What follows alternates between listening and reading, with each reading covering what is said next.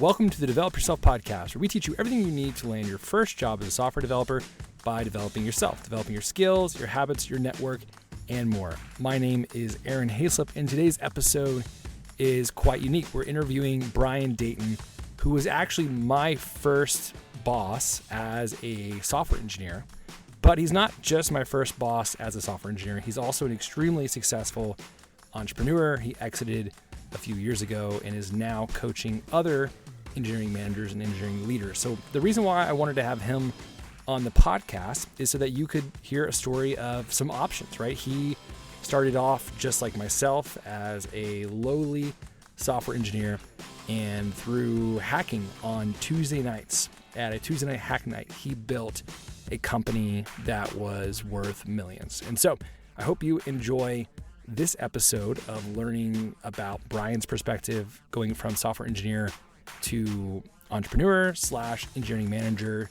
And I hope it helps you think about what your future will be like as a software engineer, either becoming an entrepreneur like Brian or an engineering manager. But first, before we get to the interview, I want to share my story about how I met Brian, because I think it puts me in your shoes as I was a new boot camp grad looking for a job, and Brian is one of the people that I met along this journey. So I had just graduated from a coding boot camp in the end of 2013, beginning of 2014. I knew of this company in downtown Austin called Mass Relevance. I think they had a couple hundred people, maybe not even that at the time. I had a couple of friends that worked there, and y'all, it was the coolest place in the world. They had massage chairs, regular ping pong tournaments. They catered Whole Foods lunch every day. I mean, this was just a completely different world from the one that I had come from. So watching their culture from afar, from Twitter and the feeds of my friends that worked there, this was my dream company. I really wanted to work there. And in the process, I had met Brian because I was just hardcore networking, and he actually invited a few grads from our boot camp into the offices to start a conversation. And it was honestly quickly apparent that I wasn't going to land a job there. They weren't really hiring very many juniors, and it seemed to me like Brian was just being nice by having us there. I think he was actually looking for a grad from the boot camp if there was someone who really stood out. And a previous grad from a cohort before me had gotten a job there, but this guy was like a freak in the best way. I mean, he was a hardcore dedicated genius level developer. At least in my mind, that's what I thought. And I was like, I know I'm nowhere near that guy. So I ended up somehow securing a contract at a different company. I think it was a 4-month contract. And honestly, it wasn't a good situation. I didn't do well. They didn't set me up for success. And ultimately, I had a conversation with the guy who was my manager there, and he was like, look, we're not moving forward with you. And he was kind of an awkward communicator. So the conversation was weird, and basically was like, yeah, you're fired, kind of, because my contract ran out and it didn't renew. I didn't necessarily want to tell anybody that, but at that time I had some experience under my belt. So I sent an email to Brian, and I didn't give him specifics of, hey, they don't want to renew with me. I just said, hey, my contract is out, which was true. It's running out, looking for the next thing. I wanted to reconnect to see if you had any openings. And I remember he responded essentially saying, hey, look, we don't. I do have need for a contractor on an hourly basis to do some work on, XYZ. The tools actually aren't, I think it was Backbone using Grunt and Handlebars templates. So I responded being like, absolutely. What I really wanted was a full-time contract so that I could essentially show him like what I'm made of. I wanted to really just be part of the team instead of being a contractor, because what I said explicitly in the email is, hey, I really hope this turns into something full-time. And essentially what he said is, I think we could probably do something like that. But if you work more than 30 hours, then you're going to need, we're going to have to provide benefits, and, we don't want to do that. We just can't for this contract. And so I said, well, how about this? What if you give me a contract that's, 3 months long, where you pay me 30 hours a week for, whatever. And I forget what the rate was. I think it came out to basically being a rate of $75,000 as a contractor if I were to work like a full year doing that. But obviously I had to pay my own taxes, etc. So it wasn't that great of a rate, to be honest. And my aim from there on was just to show up, try and pretend like I'm one of the team, even though I was a contractor, and say, screw it, I don't care if you're only paying me 30 hours. I'm going to work as much as you need. And I knew basically nothing. I mean, I was, if looking back, I was terrible. But as Brian kindly says in this interview, he saw me as someone who was hungry, willing to learn, and that as a junior developer just makes up for so many skills. So I was, just huffing it. And every time something went wrong, I would raise my hand to try and step in. I remember staying late every once in a while on a Friday. Again, this was back in the day when everything was in person, and just trying to volunteer to help with something. And I wasn't very helpful at all. But anyway, through that process, I remember one shining day when I was sitting at my desk, and it was really cool space. Like, we all had open seating. I think the chief marketing officer sat across from me. Like Brian, who again was co-founder of the company, VP of engineering, was a couple tables over. The CEO was at a table, just open desk kind of thing. I remember one fateful day. I was just sitting at my desk, and Brian called me in this little conference room. He's like, "Hey, Aaron, you got a second?" And I was like, "Sure." And so he pulled me in the office, and he just said, "Hey, look, you're doing great work. Think that we'd love to keep you around. We've got a full-time position open. If you want it, it's yours." And I was like, "Yes, please." And he said, "Great. What do you think a good salary is?" I remember, speaking back to him saying, mid-60s. And he responded, he goes, "Me too." And that was it. And I know for sure, like, that's the quote, him responding, saying, "Oh, me too." Because you can just hear the way Brian speaks in this podcast, short, concise, straightforward sentences. Part of what makes him a great leader is his ability to communicate well. But that changed my life. I mean, I just had landed my dream job. I mean, $65,000 isn't an incredible amount of money, but for a 20-something-year-old kid with a baby on the way, I think maybe my son had just been born, it was life-changing. I was now a software engineer, and it was now mine to lose instead of a goal to gain. So anyway, all that to say, I feel like I'm sort of awkward in this conversation because even though I'm 34, I've started a few businesses now, I feel like, I've got my own hat to hang in some ways. When I'm talking to Brian, I think the last time I talked to him, other than this podcast, was 2015, whenever I quit my job to start a coding boot camp. And I kind of felt like I was a 25-year-old kid again at Mass Relevance just doing this interview. So heads up, if I sound awkward, I was nervous as if Brian was interviewing me. And thankfully, as you know about my story here, I didn't have to do a technical interview. It was sort of a 2-month-long technical interview. So, not sure I would have made it if he would have made me whiteboard something. But anyway, all that to say, I'm extending this, but I hope you gain a lot from this interview. I think it's an exciting conversation. It's super exciting to hear how an ordinary guy like Brian can build something extraordinary and even earn an Emmy, as you'll hear, in the process. Enjoy. We can just riff.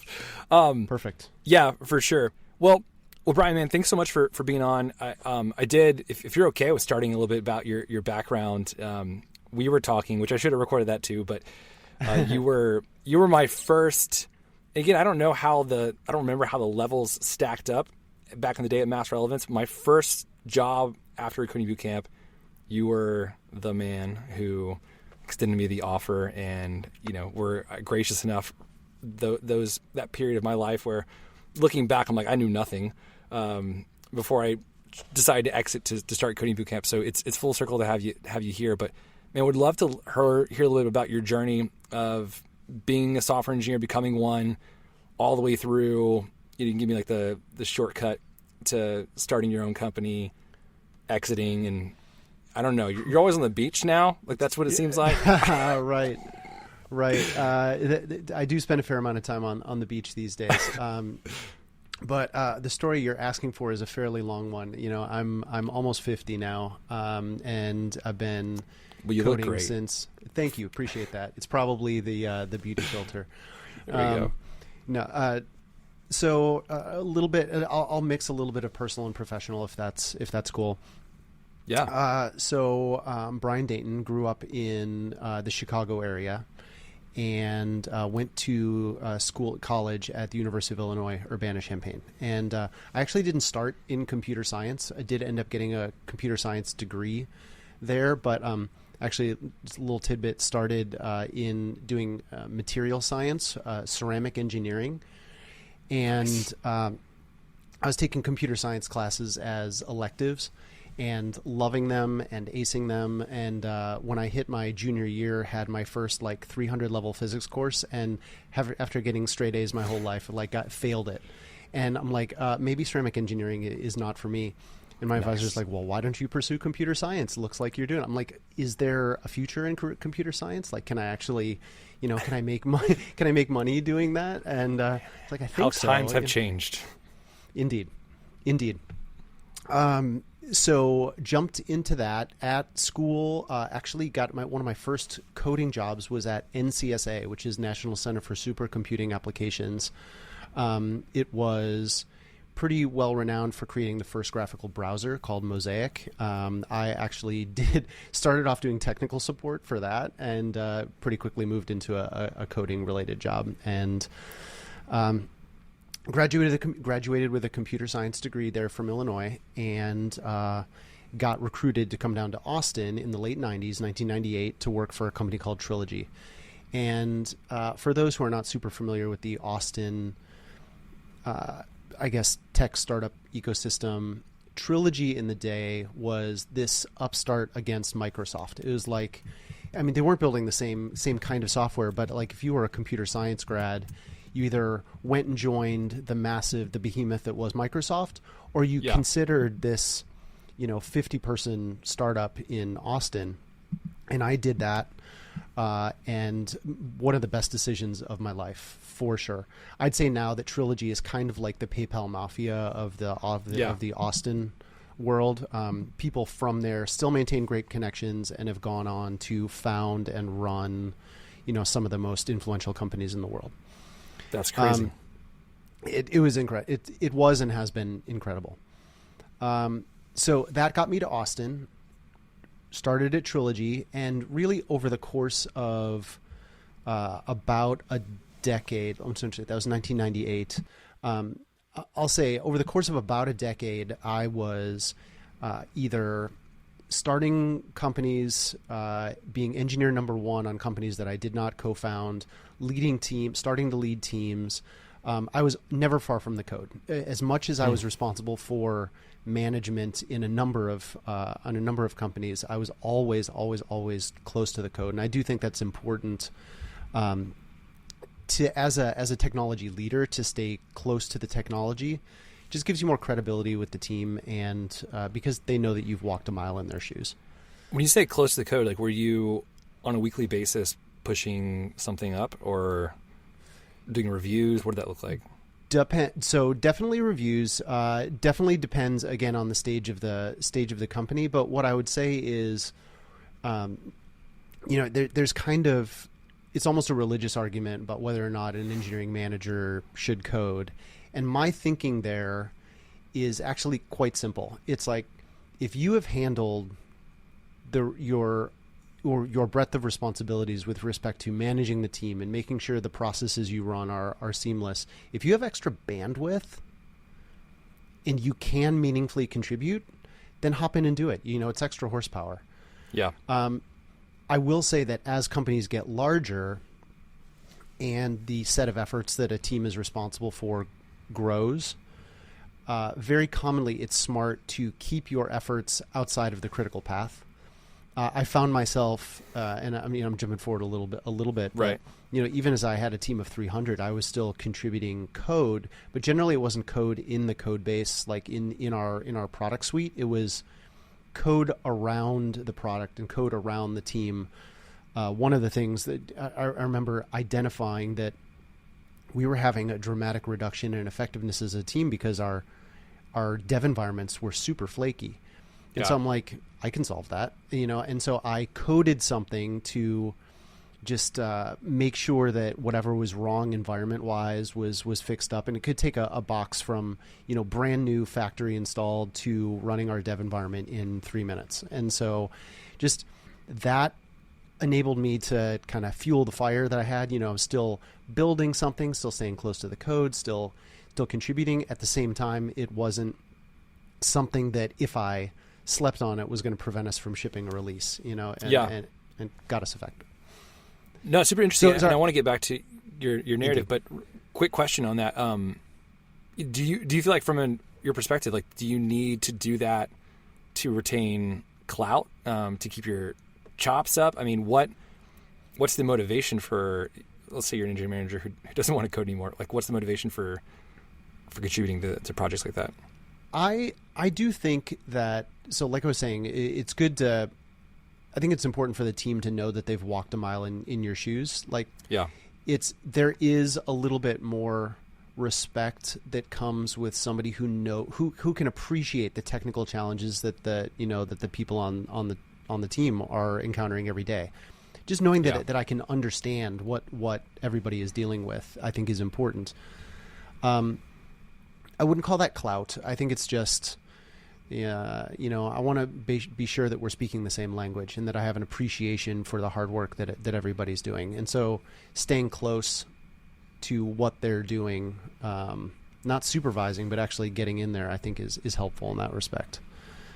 I love it. Okay.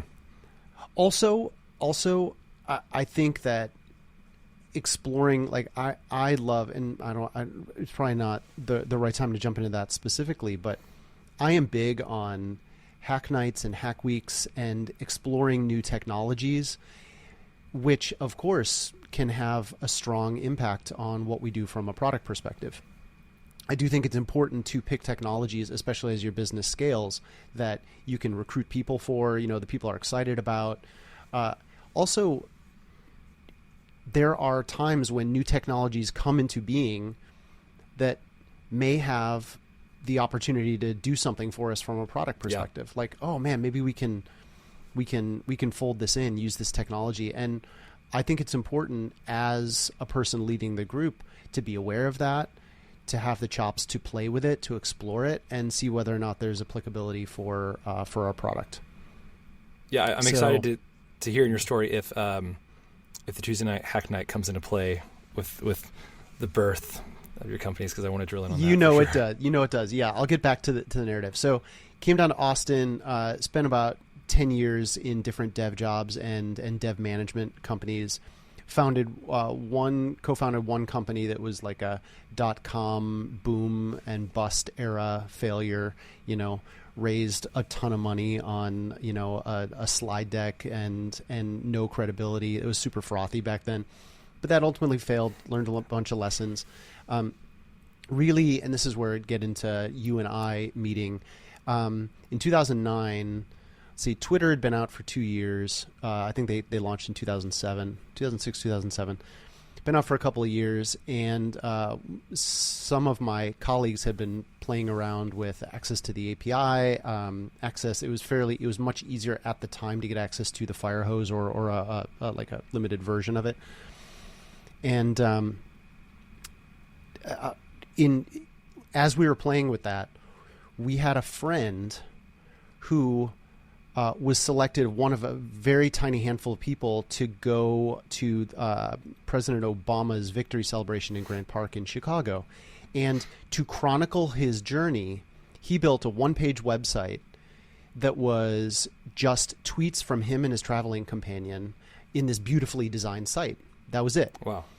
And my friend and future co-founder, Eric Falcao, said, boy, I'll bet that would be interesting and valuable for businesses, people tweeting about their products, not them tweeting about their own stuff, but people tweeting about it, a bit of social proof. We'd probably have to do something to filter out people who are trying to speak bad about it. I will say at the very same time, this is sort of lost to legend, but Skittles replaced Skittles.com, their website. If you went to Skittles.com, it redirected to a Twitter search page of people saying the word Skittles. And you can imagine that immediately it was overrun by people off-color, profanity, it was terrible. And so they learned in that moment that there's value in filtration, curation, moderation. And so we started toying around with this idea. Oh, there was a third factor. There was somebody at Twitter who tweeted out, is there anybody doing anything in the Twitter moderation space? Because we have some big media brands with big media dollars who are interested in a solution. That was our impetus for trying something out. We literally, I remember that was a Friday because there were 5 of us having played with Twitter, having explored this or having seen this Skittles failure. We're like, we can build something. And we built the first version of the product in a weekend. There were 5 of us that got together and did that. And on Monday, we showed that we sent a link to the Twitter person who tweeted out, and the response was lukewarm. It was like the direction you're going, keep going, not exactly what we're looking for at this time. At that point, there were 3 of us that stayed on, 2 that did not, and 3 of us started working on this on our private time, on our personal time. And what that amounted to was we would get together very regularly on Tuesday nights for Hack Nights. And there was an event at the time in Austin called Cafe Bedouins. It was this idea of these entrepreneurial software developers that would just needed time for pursuing passion projects. And we would migrate on a weekly basis from one coffee shop to another and just sit down, talk about the projects we're building, and then put our headphones in and hack. And out of that came this business. We named it. I'm fast forwarding over quite a few of the details, of course. But sure. We named it Mass Relevance. We raised some funding, and that enabled us to quit our day jobs and pursue it full steam ahead. And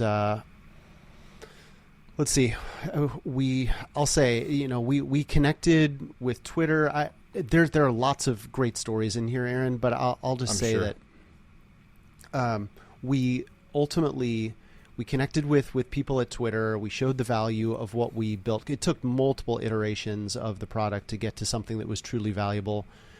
Twitter in parallel had a ton of media customers who were interested in having these filtered streams of Twitter content on their websites and ultimately in their television broadcasts. And Twitter themselves was not staffed, I guess, to handle it. And they said, hey, you need to go talk to Mass Relevance. And so Twitter themselves ended up being a strong lead. They would sense a lot of business leads. We were a part of probably every major pop culture event for a decade. Yeah, it's crazy. Television shows, we were used to power social voting for American Idol, for Dancing with the Stars. We were part of the Super Bowl and the FIFA World Cup and all these tons of award shows. One very common example that I like to use as an example of the technology is for award shows. To support the events, I've been to the Academy Awards, the Grammys, the Latin Grammys, the Country Music Awards. And what would happen is that, people are tweeting about these award shows. So if somebody wins an award, Aaron, you won best actor, right? And as soon as that announcement is made on live television, people are tweeting all around the world. Our software found all those tweets, brought them in, filtered out all of the garbage, and then put in front of a television producer the set that made it through that looked like high quality content with tons of it would run through all these rules. They'd pick the ones that they liked, and then those, while the person was walking to the stage, they would show those on television, and then they'd shut it off when the person gave their speech. That was our technology. All that whole process that I just described, the tweets being sent, running through the rules, being put in front of a producer, that was all in less than a second. That's and so crazy. That notion of real-time curated Twitter content is what really put us on the map and ultimately earned us an Emmy Award. Little known fact, they've got like primetime Emmys and daytime Emmys and technology Emmys. So those are for technical contributions that move the television industry forward. So we won an award for involving the audience via Twitter. accepting the award at the same time was the company Twitter. So Twitter and Mass Relevance each won an Emmy. And the person hosting the Technology Emmy Awards was Alex Trebek, so of Jeopardy fame. So I no way. Yeah, shook his hand, accepted the award, and yeah, so that was a neat thing that we did not expect as we built this company. That's amazing, man. I feel like I'm getting quite a bit off track, but I will say this. I mean, I'm personally I don't think I ever knew some of these background stories. I just jumped in and then from the outside saw. I had some friends that were working at Mass Relevance, and I was like, "Oh, this seems super cool. This culture seems amazing." And I just jumped in and never had time to hear this. So this is cool for me personally to hear. Awesome. Some of this background information is awesome. Like I said, there are a million more stories. I appreciate you mentioning that the culture felt strong, because that was very intentional.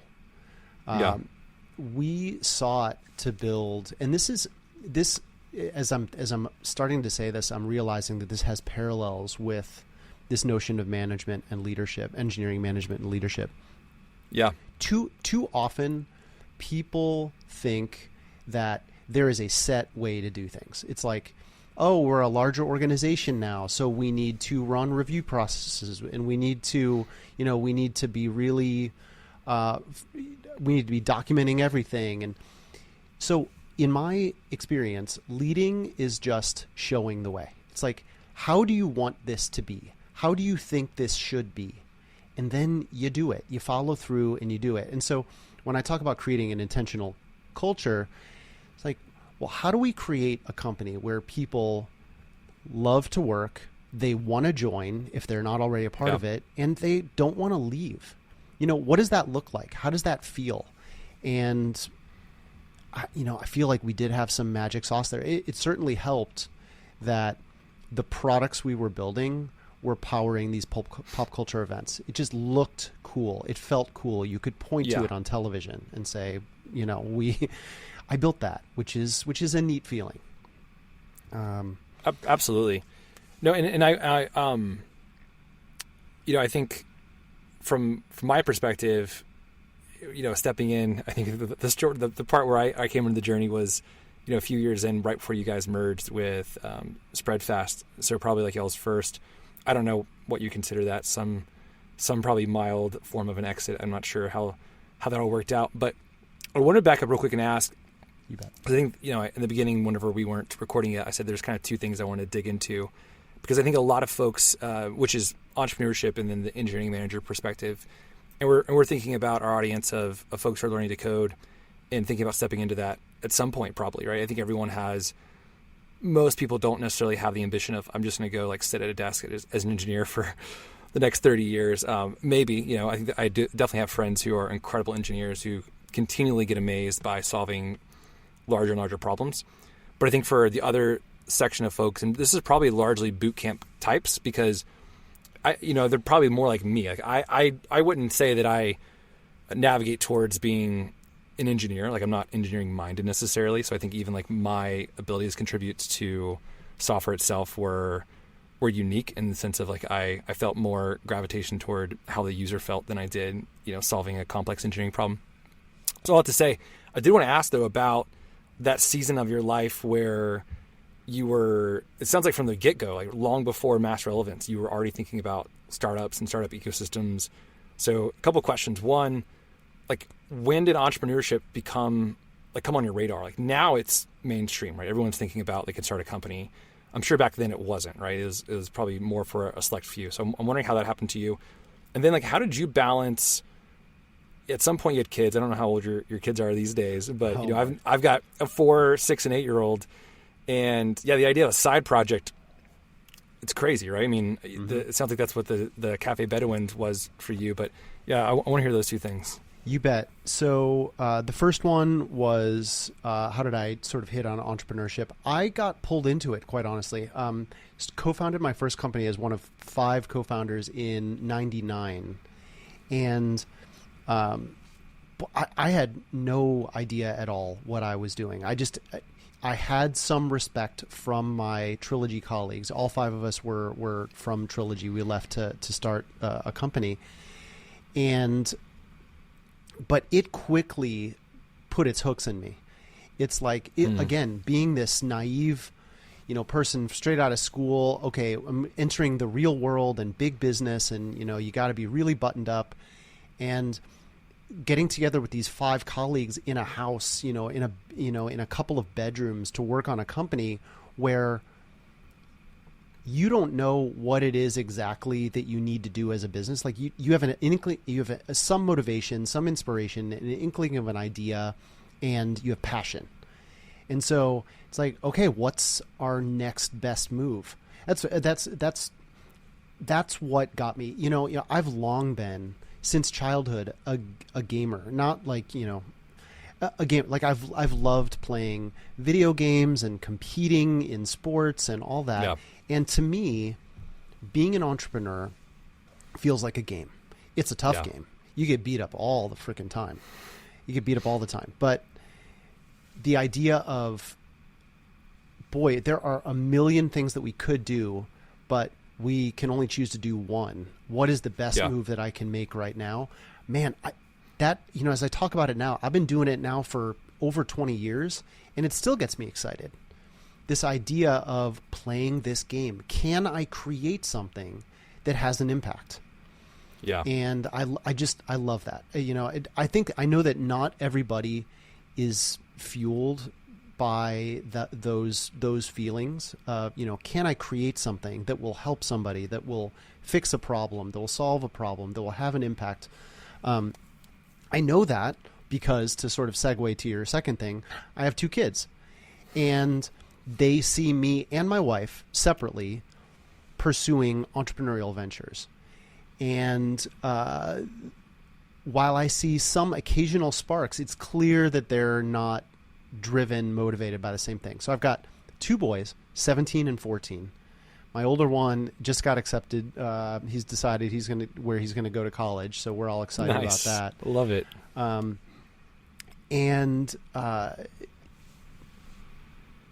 So I guess to finish kind of one thing, it was that first getting pulled into and truly getting pulled into that group of 5 to start a company, and then getting hooked into it by this, wow, what's the next best move we can make? Like, that feeling resonated with me so quickly, and I sought to find that feeling at every subsequent company I went to. I will say as well, it related to that. I said to every company that I went to, I didn't just start founding companies from that point forward. It is super common for entrepreneurs, especially entrepreneurial software developers, to follow this like sine wave, this cycle of do something really risky, really entrepreneurial, feed my soul. And then if that doesn't work, join a company to fill my bankroll and less my soul, so I can live a little bit longer. And then once I've got my feet under me again and my batteries are recharged, go back into, pursuing another entrepreneurial venture. So that's super common. It's definitely what I've done. Along the way, as you join these other companies, you meet other great people, and the ones with whom you develop the strongest relationships, those become your best prospects for co-founders. Nice. So did you meet, I guess you met Falcao at Trilogy. No, he was not a Trilogy. Okay. I mean, a lot of stories about him. One of the companies that I joined, so this is interesting. Actually, for a lot of, I think a lot of your audience will find this interesting. So when I was in school, I came up right as Java was being created. I was very early writing Java. I was more of a back-end guy versus, like a front-end HTML, CSS, JavaScript kind of person. In, I think it was 2007, must have been around 2007, I was dabbling, I got hooked into Ruby on Rails, like different language, very different than Java. Like, there was something that really hit me about it. It just felt like there was so much that I could do in Rails specifically, as opposed to trying to build web stuff in Java. I'm like, man, so I started dabbling in it, just like playing with it on the side. And there was a small startup in Austin, I'd gotten my feet under me. My batteries were a little bit recharged. Bankroll was feeling okay. It was a small startup that was building something in Rails, which was quite nascent at the time. And I'm like, I want to make a leap and jump to that company. It was called 5 Runs. Did not end up being successful. I was not a co-founder. I was just like a developer. That's a funny thing. I was like jumping straight back in, even after doing Java for many years. Here's this new technology that I'm kind of a total noob at. But I maintained that perspective, like you had a moment ago. Very user centric. I was hungry, liked using I consider the technology, the language to be a tool. Nobody wants a drill. They want a clean 1/4-inch hole. Like work backwards from what they want, and use the best tool to get there. So, but while I was at 5 Runs, we hired a few people, and I remember this one guy, very excited, very energetic, very technically capable, showed up one day early for his interview. Came back the next day and aced the interview and developed a quick relationship. That was Eric Falcao, my subsequent awesome. co-founder. Yeah. So, we met at 5 Runs. We actually jumped to another company. After that entrepreneurial venture, we went to a more solid company. Both of us worked there, and it was while we were there that all of this Twitter mass relevance stuff started. That's amazing. You were asking about, I think family as well. Yeah, I think I'm just thinking about like the trajectory of like having kids in the midst of all of this. I wasn't sure which point you had kids and how you manage your time, because this is not like what you would typically think of as like a journey. Like, this isn't something reproducible, right? Where you would map out, try a startup, fail, go get a job for a while, go work at a startup, fail. I'm just wondering how you think about those decisions. I think that's what plagues most people is, you bet, even stepping into a boot camp is like, do I have the finances to do this? Am I willing to take these kinds of risks? And I think from my perspective, and probably yours too, like most of these risks are not as risky as you might think and are incredibly worth it, even if it's just for the learning. Certainly gratifying. But what you're describing, it really hits home for me, because I do classify entrepreneurs in 2 big buckets. One, that is in the path that they pursue. I call them the artist's path and the maximizer path. So what I mean by that is that the artist path is like, I'm going to drop everything and pursue this path. So I'm going to quit my company. I have an idea. I'm going to go build something new, and I'm going to go all for it 100%. And if it doesn't work out, darn, that sucks. I'll do something else. Yeah. The maximizer path is like, man, I can't afford, either dollar-wise, time-wise, emotionally, I can't afford to drop everything and go pursue it. I need to simultaneously make some money, stay on my feet, support, this is the key thing, support a family. And while simultaneously wanting to see if there's a there, if there's something there with respect to this business that I want to build. So the first one allows you to go at it full speed, for sure. The second one does not. You need to balance 2 different things. And that is I'm in the maximizer path. Try to do as much as possible, maximize my income while maximizing my opportunity to with this new startup. When we started Mass Relevance, all of us were married with small children. Nice. Sorry, we were married and we had small children, just to be clear. We're not married to small children. So Great. So, clear clarification. Yeah, I want to make sure that's clear for everybody listening. When we started first hacking on the code, I remember Eric Falcao, he had twins, my co-founder, had twins he started coding when he was in the hospital at their birth. Oh my gosh. Now, I love it. Now, please don't take that to say, oh, wow, why weren't you focused on the birth? You should be focused, focus on family first. He absolutely biologically, the role he plays. Indeed. No, to be clear, every one of us we are very focused on building strong relationships with our family, building a strong family. And indeed, we all had small kids as we were building these companies. Like I said, though, we were following this maximizer path. And what that meant is that, we couldn't go at it full bore. We had to balance our time spent on working on this company, this idea, this product, with time spent with our spouses, with our kids, all that kind of stuff. And you bet it takes, and honestly, while holding down a day job as well, that's like 3 full-time jobs, right? Yeah. And so the one thing, and I will say the one thing that I think was probably most important here, I'll say 2 things. One, for decades now, or well over a decade, we've been doing this Tuesday night hack night in order to build businesses and focus on these other technologies and, feed that entrepreneurial fire. My wife has been a critical piece of that puzzle. She has supported me keeping that tradition every week, especially with small children, it's like, okay, I know that for 3 hours on Tuesday night that, she's going to have the kids by herself and I'm going to go off and be hacking. And that level of support, all of us who co-founded Mass Relevance were in that boat. And I don't know if we could have done it without that support. I love it. So just to follow up on that. So have y'all continued the Tuesday night thing? Like you're still grinding it out Tuesday nights? Yeah. Is it same crew? What day is today?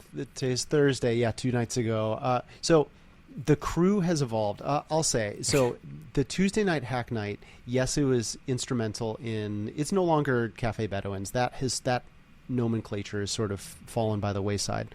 But the idea of setting aside some amount of time every week to focus on a passion project, that just resonates with me at my core. And we did that to build the company. And then when we had a company, we fostered that idea inside the company. We had, I don't know if you remember or participated, we called it Mass Relevance Nights, MR Nights. And totally. The idea was, if you have a passion project, this isn't extra time to work on your work stuff. This is, do you want to work on an open source library? Do you have an idea for a company that you want to build? We actually, and this is pre-COVID, so we had an office and all that. Yep.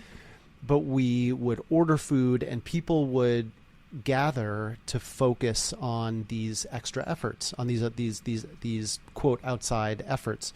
We had people who were writing books, people who were composing music, people who were building software, of course, and people who were building software to build new companies.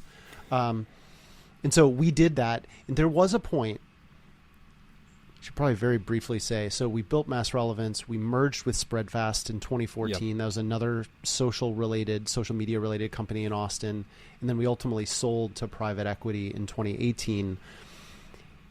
It was probably post Spreadfast merger, like 2015, 2016, where the company, I'd say, lost an appetite for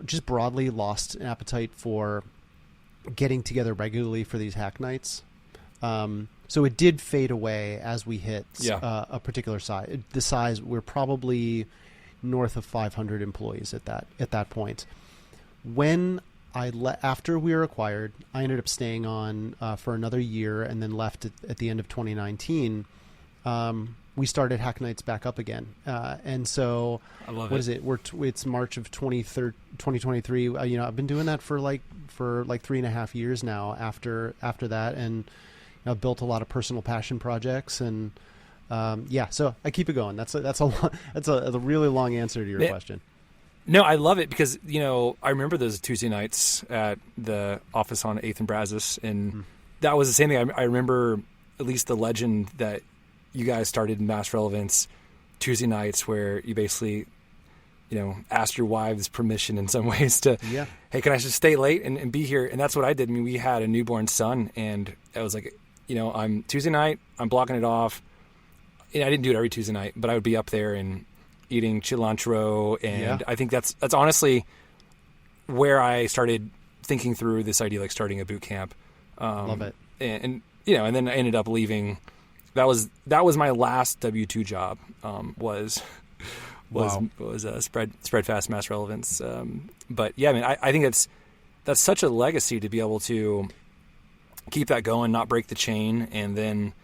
I mean, I can't imagine like my story is the only story to come out of that of folks who have been inspired by what y'all did, and then kept the torch lit to say, well, if these guys could do this on Tuesday nights, we could surely start our own passion projects. I love it so much. That is the ethos that Hack Nights really represented, and I'm hopeful that today in Austin, there's like this Discord channel where every entrepreneurial software dev I know, anybody who's loosely interested in this, I send them the invite, and we just gather at a coffee shop and hack, just like in the old days. And I'm hopeful that some more companies grow out of that regular practice. Nice. Well, maybe I'll have to join you guys one of these Tuesday nights. Man, please do. I'll send you the Discord link after this. Right. So there is one thing I forgot to mention that I think is important, that in those earliest days when we were trying to juggle both day job, family, and this new entrepreneurial venture, it was challenge. I remember there being a very specific conversation. It's like, what are we trying to get out of this? Yeah. And we ended up developing something that we called the 5K plan. The 5K plan was, we're hopeful that we can create some product that is successful enough to generate for each of the 3 founders an extra $5,000 a month, because we believe that will be life-changing for us for our time with our families. It would give us the opportunity to be serendipitous and run off to take an extra vacation or something like that. And that 5K plan was helpful for whenever we needed to make a decision. Does this get us closer to the 5K plan? Because like I said, you've got a million things you could do. What's the one move you're going to make? And it's like, does this get us closer to the 5K plan? And if the answer was no, then we wouldn't do it. We would pursue some other thing. I think it's useful to have tools like that. I love it. And I love that is a small enough milestone. Because, if you think about entrepreneurship, like making an extra 60K, for a lot of developers these days, at least, that's like a job jump, or you go to big tech and you're going to get Indeed. 5 times that in equity or something like that.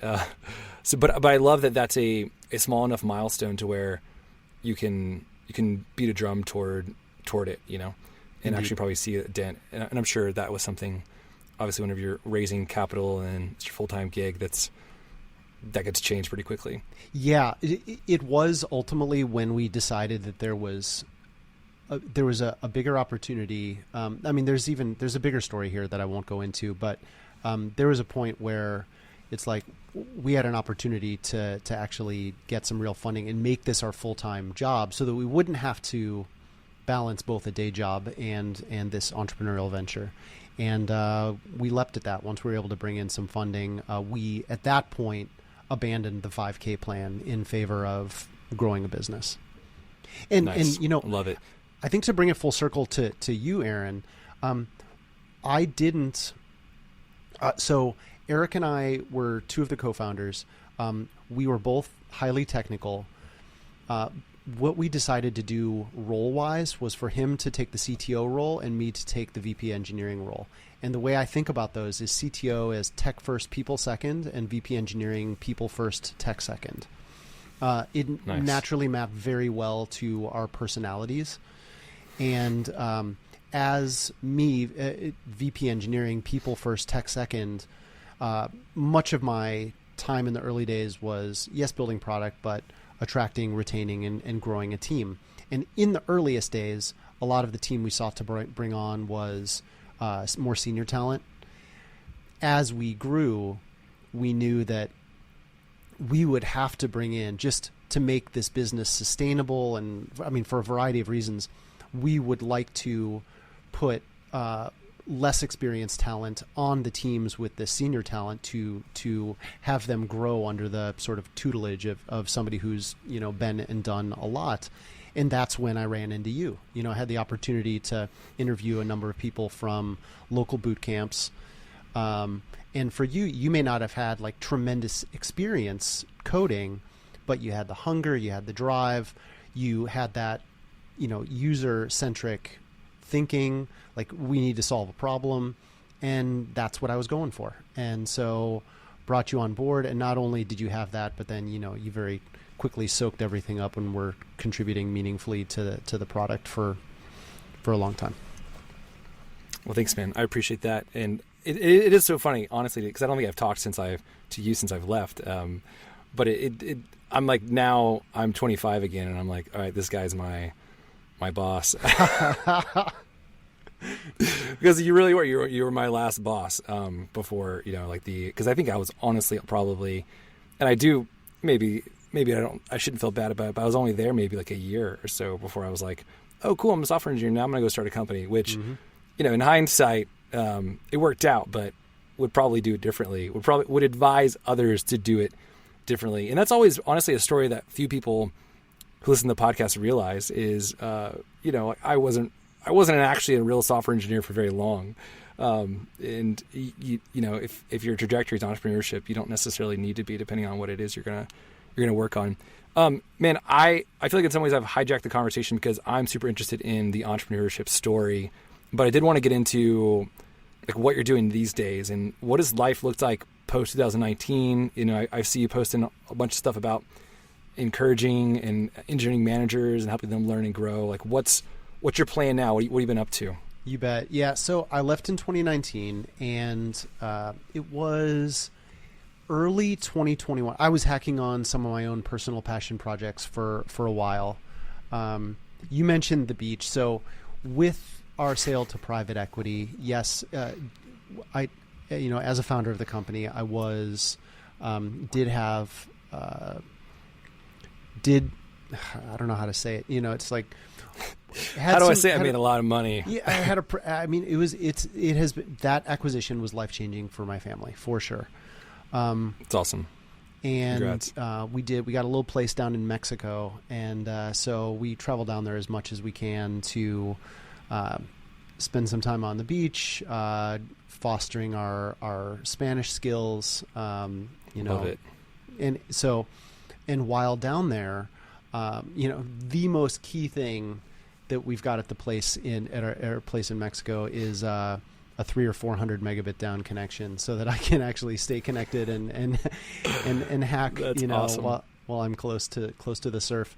But while I was down there in 2021, I got a call from an early mass relevance advisor who said, "Hey, I'm on the board of this company here in Austin, and they've just moved their senior engineer into the CTO role. I had a lot of respect for the way that you ran the team at Mass Relevance. Would you be interested in coaching this person?" And I said, I absolutely. I talk to startup founders all the time, and, you know, mentor and advise. Like, do you think that's something I could get paid for? He said, "You bet, man. I actually coach CEOs. Let me show you how I run it." And so he basically showed me the ropes. I had my first conversation with this new CTO, and gosh, it was so easy.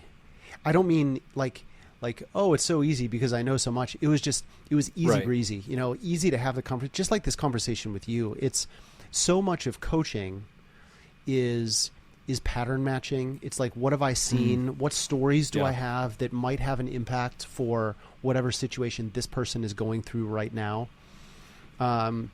And so I fell in love with it. And immediately on the heels of that, I started making little 1 to 2 minute videos that I posted on TikTok. And wouldn't you know it, I mean, there are like, I think hundreds of millions of people on TikTok now. And there is a niche for everybody on TikTok. I built a little bit of an audience there. And, once you have over 1,000 followers on TikTok, you can put a URL in your profile. And so people would see these engineering management and leadership related nuggets on TikTok. If they were so inclined, they might look at my profile, they might click the link. And I put on my personal website, hey, if you think you might gain some value from some coaching, let me know, reach out, apply. And if it's a fit, then we'll make it happen. And I very quickly built a client base. And that's my post-team running, my personal post-team running evolution is coaching these other technology leaders.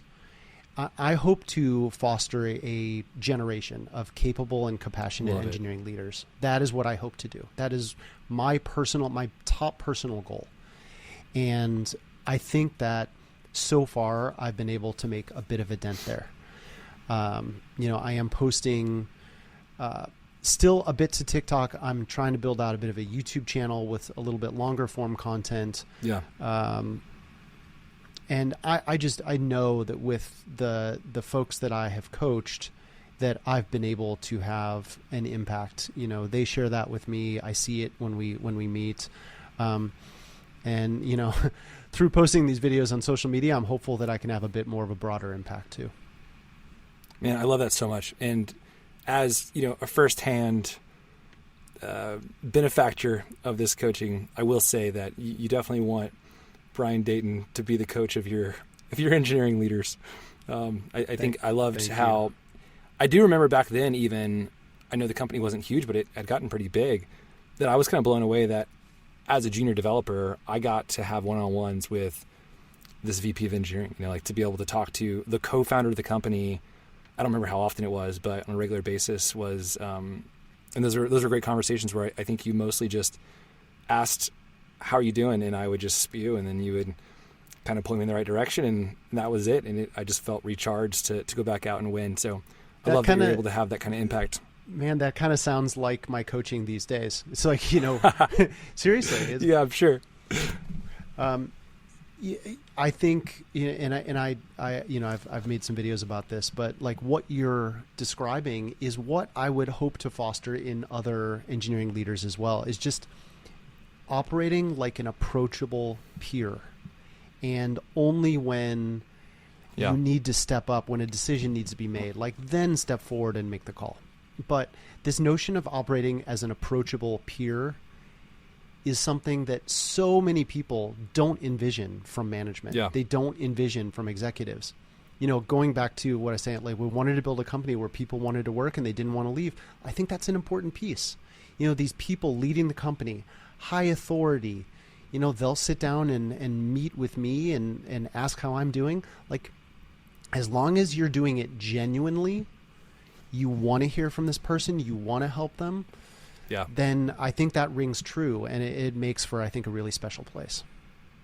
Yeah, I think for folks looking at jobs, I think finding a place where that kind of leadership is in place. Yeah, I'll just say I remember being the new hire, and I was just doing the math in my head in terms of, hey, I'm associate software engineer, which means I'm lowest level, the newest guy. Like that means on paper I'm literally the worst developer here, but yet I still get to have meetings with the co-founder. This is great.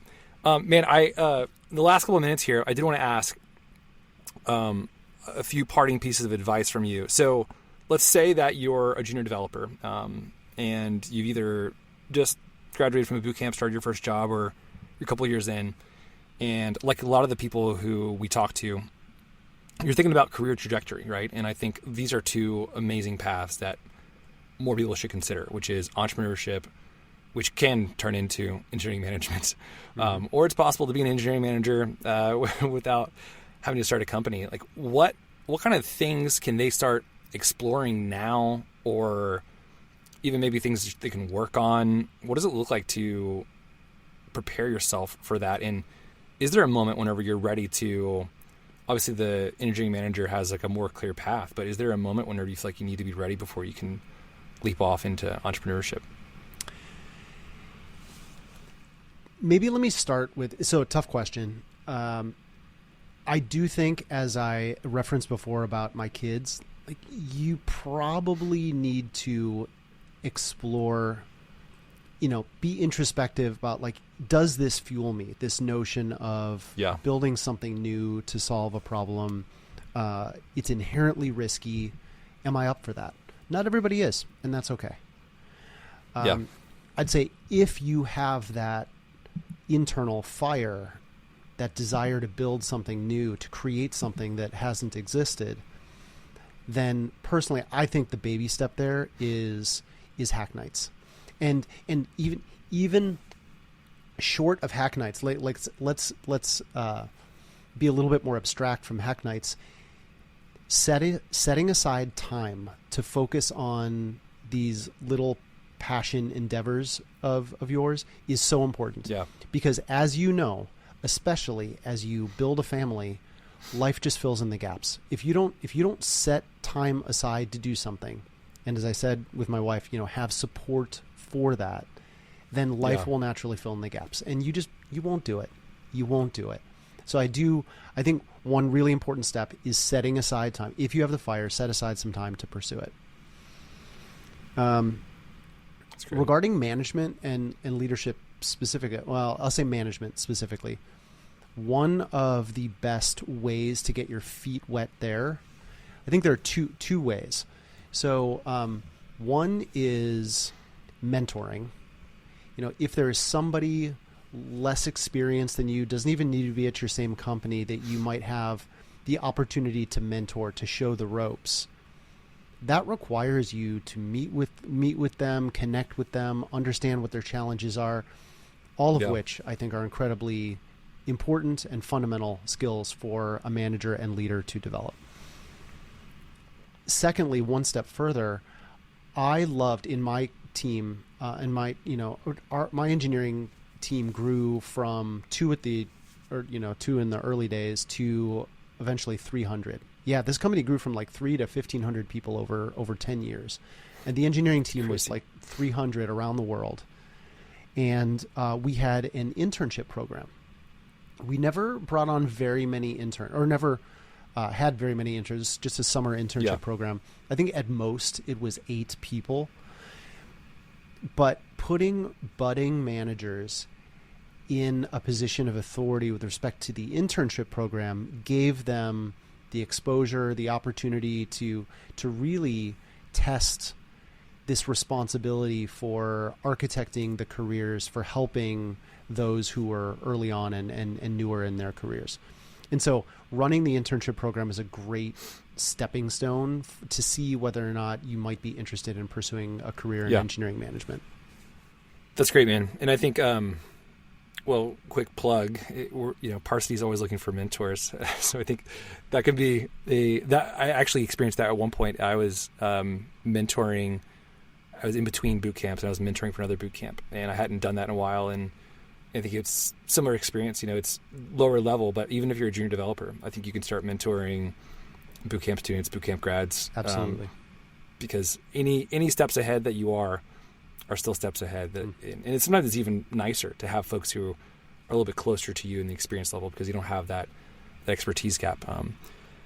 Man, I love that. I think there's like 100 things that I would want to talk to you about that I feel like I didn't get to. But I really appreciate you, Brian, coming on and sharing the story. I feel like so many times in interviews when I do on the podcast, I'm like, oh, this is a totally an interview for me. Hopefully it's helpful for listeners too. But I think definitely getting those bite-sized chunks and just getting the nuts and bolts of like what an incredible story you've had and the trajectory you're on to now sort of give back and impact more organizations with the experience that you've been through is incredible testament to how you're leveraging the things that you've been through for going forward for other organizations.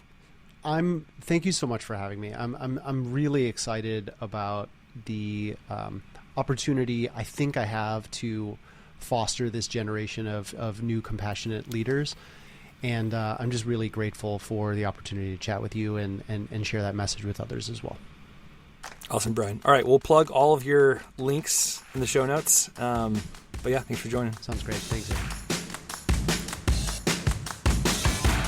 All right, that does it for today's episode of the Develop Yourself podcast. To learn more about our online code school, Parsity, visit parsity.io, parsity.io. To learn more about our onboarding program called Dev 30, it's a 30-day JavaScript program. We're going to learn not just the skills of JavaScript, but how to get your mindset right, how to start growing your network from day one, then how to create habits, coding habits, right? Get into the habit of coding all the time. Visit dev30.xyz and take your first steps to becoming a software engineer. We'll see y'all next week.